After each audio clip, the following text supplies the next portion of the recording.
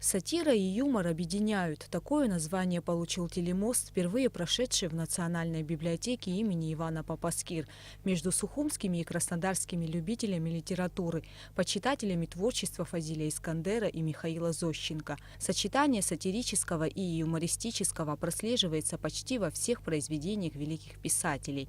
Михаил Зощенко в своих произведениях высмеивал жестокость, мещанство, самолюбие и другие пороки человека. И у Фазилия Искандера сочетаются терпкий юмор и язвительная сатира. Это и отмечали участники мероприятия, студенты, учащиеся школ и просто любители литературы. Фазиля Абдулловича причисляют к числу классиков русской литературы. Он сам позиционировал себя русским писателем, но пишущим о своей маленькой родине Абхазии.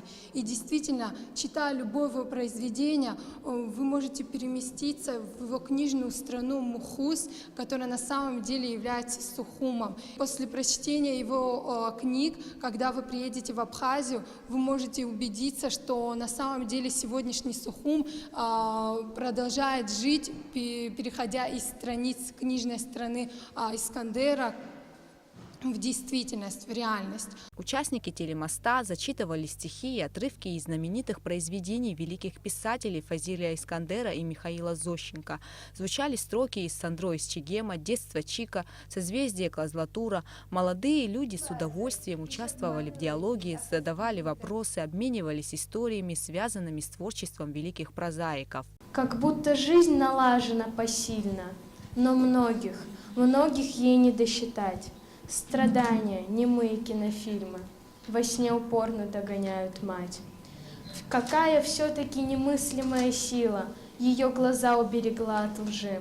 Какую тяжесть время провозило через гудящий мост ее души. Главное, отмечают специалисты, несмотря на то, что интернет все еще приходит на смену книжным изданиям, в библиотеке по-прежнему наблюдается немалая читательская аудитория. У нас большая аудитория читательская. Это школьники, студенты, просто любители литературы, поэзии.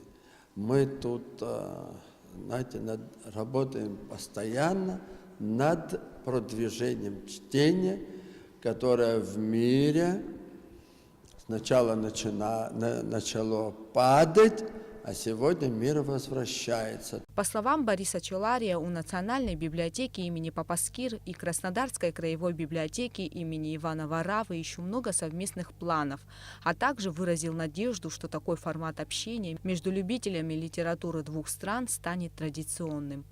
Гугут Савардани, Алексей Баструков, Абхазское телевидение.